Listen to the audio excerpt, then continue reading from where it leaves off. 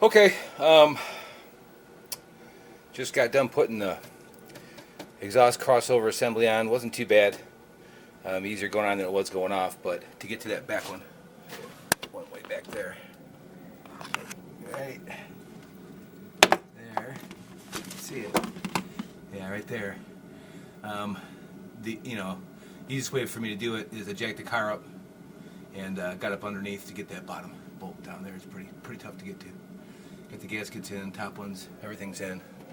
I just tightened up. So next step here is going to start working on the intake manifold. Everything's torqued down, so everything's tight right now. So I'm going to get the intake manifold on and looking, hopefully, maybe wrap this thing up today if I got enough time. Okay, so I thought I'd do a quick video on, this is the exhaust manifold, and boy, there's a lot of information on there how to clean these and the do's and don'ts. And what I found works really well. I mean, you don't want to use a razor blade like that. It's pretty easy to score it. I mean, they say use it on a 90 degree or perpendicular. And that's what you really want to do to get the bulk of the junk off, right? And then once you get that off, I mean, I'm back, using the Oops, which I mentioned yesterday. Brake cleaner works really, really well too. And then what I do after that, let me spin it around here, is I use a sanding pad. So this has it's a good flat sanding pad. Allows you to keep a good contact across the whole thing. Maintain a good, uniform. You're not digging any gouges or anything. And this is 400 grit. I mean, this is what the method I've used. I never had a problem. You're not gouging this. This is actually pretty good. You're going to have a couple little marks like that. That's actually inside the port. I'm going to probably go a little bit more on that. But again, you want to do the whole thing. You don't want to necessarily focus on one area. You want to. It's kind of like planing wood. You want to do the whole thing. Got this outlet hose here. This goes to the heater core. I was going to pull it out of there and just clean it up, but it's not leaking, so I'm not going to mess with it.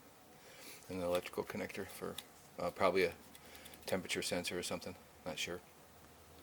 Okay, I'm going to keep at it, and be back when I'm getting ready to mount this thing up. Okay, so I got the intake manifold all mounted up, or actually, sitting on there. It's not torqued in yet. I'm going to do that next. Yeah, I was going back and forth whether or not I should put the valve cover is on first. Yeah, I'm going to have to do that for the back one, because once I get that plenum on there, it's going to be pretty difficult to get to. Yeah, I probably should have done that first, but either way, I mean, it's got a real thick gasket, and it brings the valve cover out, so it's not a problem getting it in there. And those just get snugged up anyways. It's not a big deal. So I'm going to get this mounted up, the fuel rail on, then start connecting some of this stuff. Now I'm back in here. Any of the hoses and stuff that was in this area. So all that's done. Going along good. I might be able to start this thing up today. We'll see. All right. Stand by for an update. All right, just a real quick update. Thought I'd point out something. So I'm glad I got the O-rings. I don't know if you can see, if it'll focus, but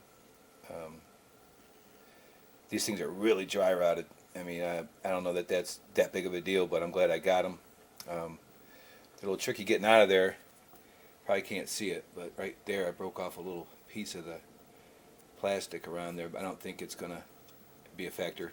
I mean, once it gets in there, the O-ring does the sealing, and there's you can't see it. They're really fine, but there's 4 little jets or 3 little jets in there that spray the fuel out. So anyway, yeah, you got to pry them off underneath. I pried the first one off kind of from the top, and that's how I broke that plastic. So you get underneath it and pry it off, and just pull. I just pulled on it, and it just broke. And then the new ones just squeeze over the top. I don't know if I'll put any oil on them or anything to. Probably wouldn't hurt, a little thin film of oil on them before they go back in, just to help them seat or help them get in there. So, but just thought I'd give you a quick update on that.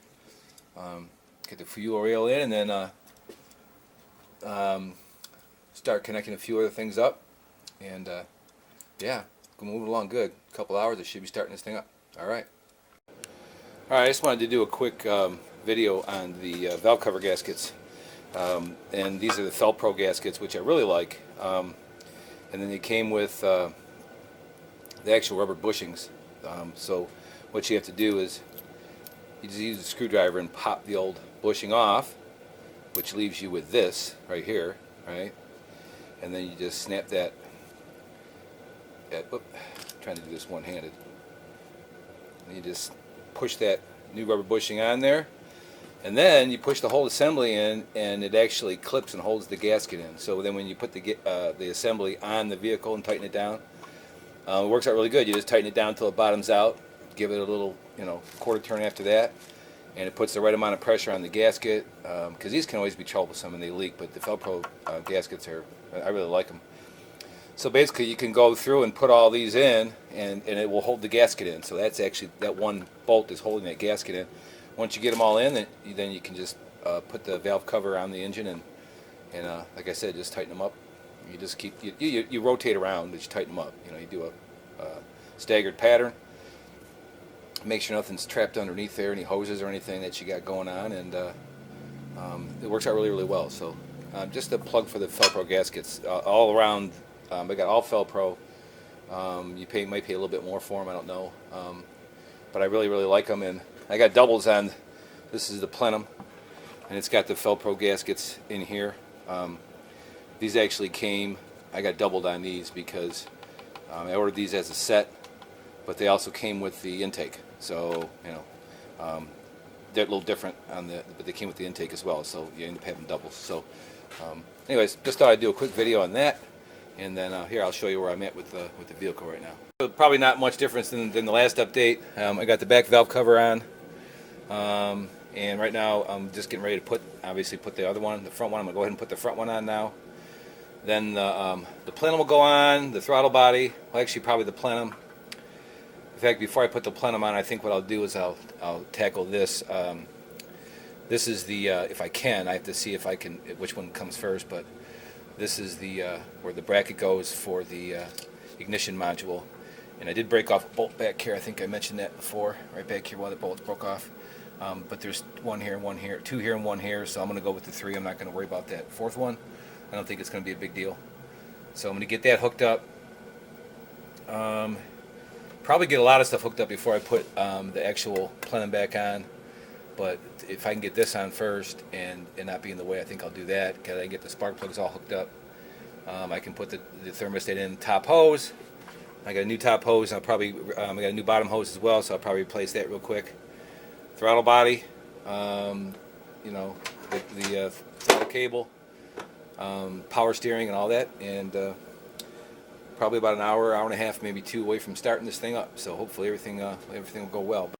All right, quick update on a couple of things I ran into here. So I should have checked a little better and on the routing of this harness, because what I had it actually outside of this crossover, and it actually goes inside the crossover.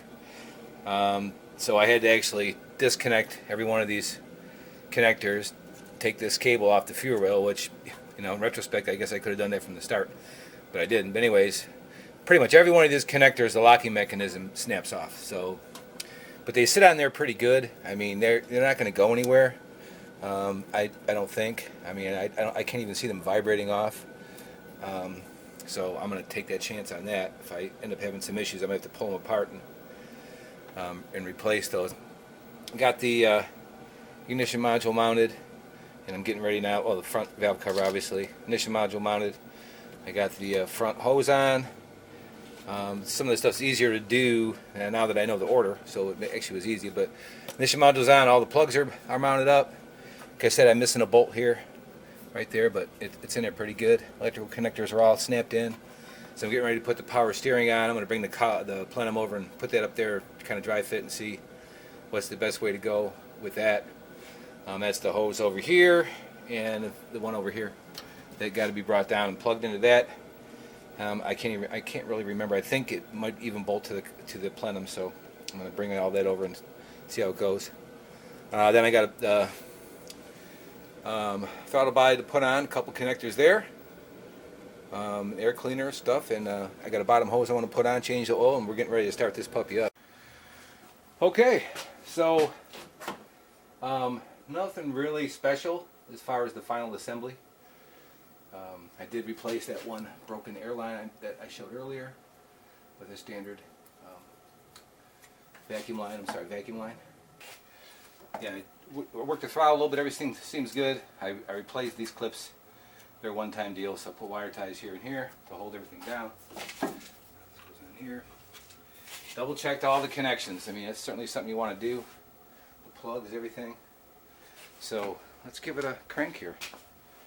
See what goes down.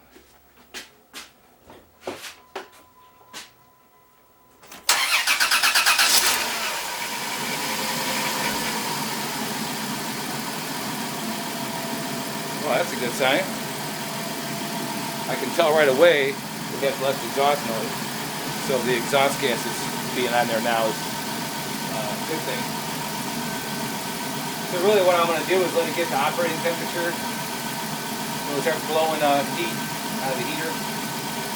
And if anything smells odd or, you know. Sounds really, really good. Now let it run to operating temperature.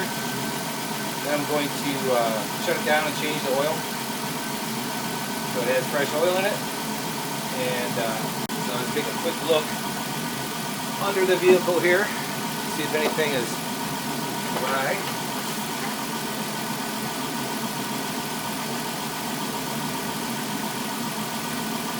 Nope, nothing dripping down. I got some oil stains from the power steering I got to deal with.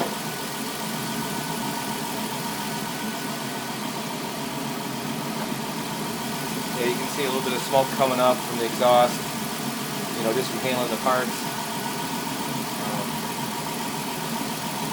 But no unusual tapping or anything, so that's a good sign that stuff's getting oil's flowing good. All right, so I think for now, anyway, I think we got this wrapped up. It's been a heck of a ride getting here. There's quite a few videos associated with this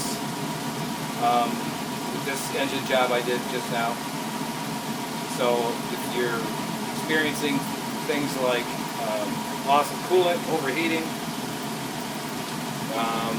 you know, it could be a blown head gasket. It could be other things too.